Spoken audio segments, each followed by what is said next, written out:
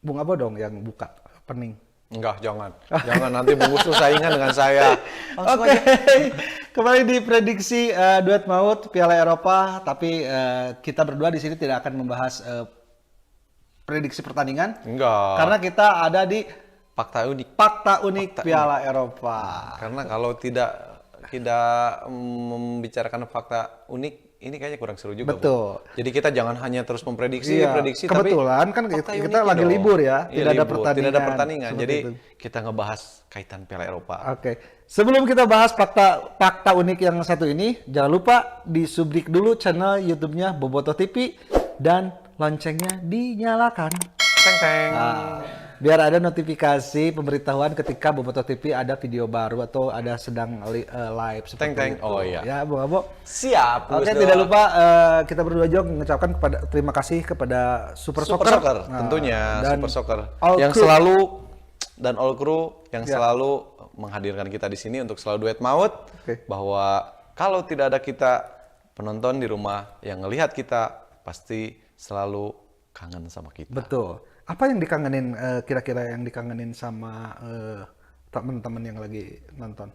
Satu subrek, ya, yang satu tentang sepak bola. Oke. Yang jelas. Kalau Nggak tahu saya sepak rasa- bola Eropa, nggak tahu sepak bola kita, yang nggak tahu klub kita. Wah, banyak Ya. dah pokoknya. Kalau saya rasa bukan. Apa itu, Bung? Ya, kalau yang jadi fakta menarik itu mungkin karena yang satu kaset, Asik. ya Bung Abo, dan yang satu Gumasep. Ah, bisa aja nih. Seperti itu. Aduh. Oke, ini langsung saja kita ke fakta unik. Fakta unik Ya, dulu, fakta Bung. menarik nih, Bung Abo. Di mana di grup F itu adalah Kita ngebahas grup neraka, ya, Bung. salah satu grup neraka di mana ada Prancis, ada Portugal dan Portugal, Jerman. Jerman. Dan satu lagi Hungaria. Hungaria, seperti itu. Itu Hungaria juga baru kan ke Piala Eropa. Kalau grup surganya nanti kita bahas nggak, Bung? Oh, jangan nanti. Jangan ya? Nah, beda lagi acara. Beda lagi, itu, oke, ya. oke. Nanti sama Mamah Dedeh ya. Seperti itu. Ini menarik nih Bung Abo. Iya. Dari ketiganya yang lolos ke babak selanjutnya itu ketiganya itu nggak lolos ke 8 besar nih. Iya, sebetulnya ketiga-tiganya juga kemarin lolos ya, Bung ya? Ya, ke 16 besar. Tapi pas ke 8 besar, ketiga-tiganya juga nggak lolos. Nggak lolos. Aduh, Itu. ini benar-benar unik. Padahal ketiga negara ini sudah pernah juara ya, Bung? Betul. Portugal kan juara bertahan. Ya. Prancis juga pernah juara. Apalagi Juara Jerman dunia juga. juga. Jerman juga juara Betul. dunia, juara Eropa. Portugal dikalahkan sama Belgia. Jerman sama Inggris. Prancis yang lebih ini Prancis sama Swiss. Swiss. Wah. Kira-kira nih apakah benar apakah karena menurut Bung Abo, analisis Bung Abo semuanya itu karena di Piala Eropa kali ini tidak ada tim kuda, Kuda hitam. hitam. Yang ada kuda biru. Kuda biru. Gimana nih? Iya betul, Bung. Jadi sekarang peta kekuatan mereka itu tidak bisa dilihat dari bagaimana dia pernah menjadi juara, bagaimana dengan reputasinya selama ini dia juga selalu menjadi tim-tim unggulan. Betul. Saya pikir itu sekarang sudah tidak jadi acuan. Jadi klub-klub yang sekarang bermain, negara-negara yang sekarang bermain di Piala Eropa ini, saya pikir negara-negara yang betul-betul siap mental, siap bertanding, siap teamworknya juga, dan siap menghadapi tekanan. Saya pikir negara-negara yang selama ini, yang sekarang ikut berpartisipasi dan lolos ke babak selanjutnya, saya pikir mereka dan negara yang bisa dikatakan punya semangat juang kebersamaan, Bung. Jadi kesatuan-kesatuan yang mereka kedepankan. Jadi satu untuk semua, semua untuk satu. Oke.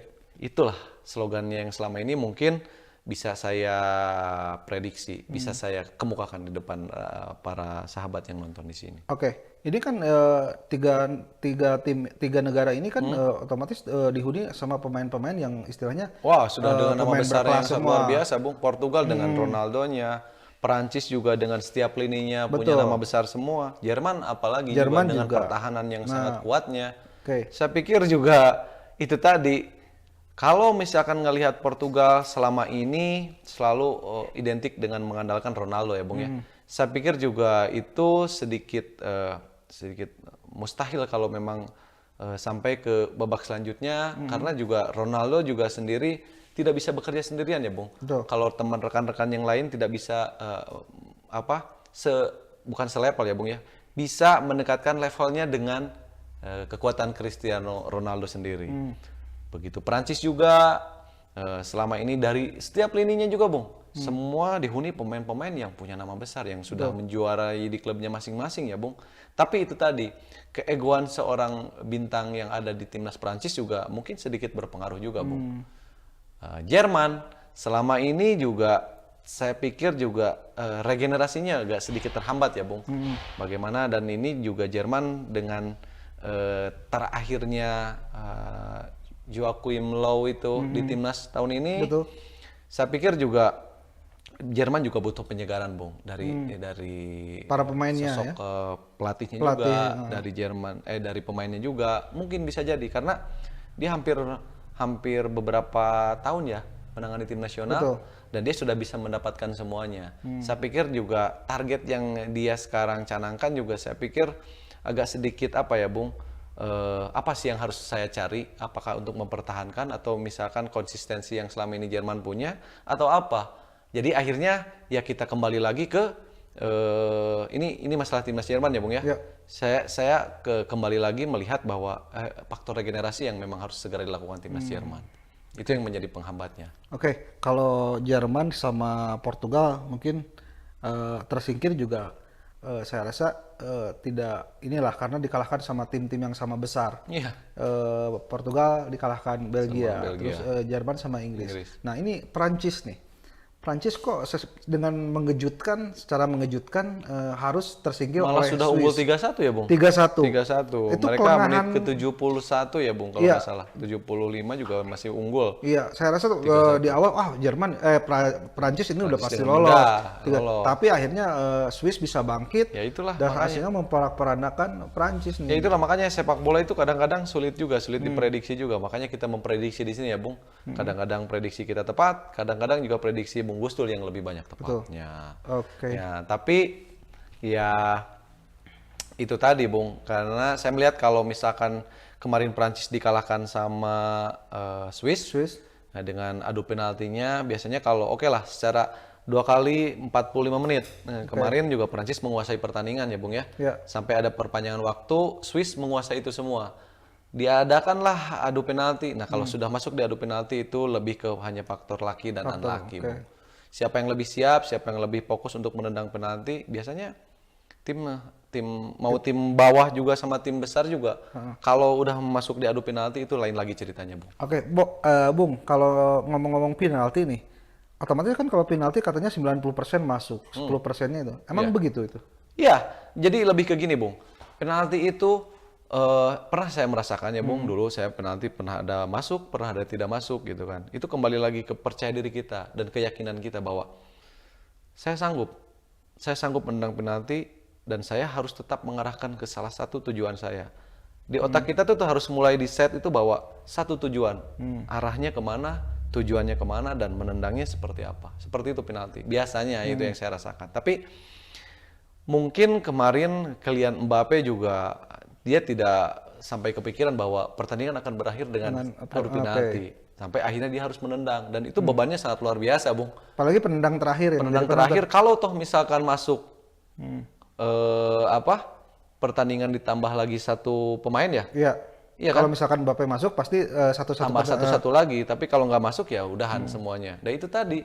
Jadi antara kalau pandangan saya sih kalau Sepatunya pertandingan sepatunya bagus. Kode lagi tuh udah itu ada nanti ada tuh ada sepatu lagi. Oke, lanjut, Bung. Jadi kalau adu penalti sudah masuk ke situ sih, Bung, itu biasanya sudah menjadi ya antara rezeki atau tidak lah gitu. Oh gitu. Hanya faktor keberuntungan aja itu. Oke.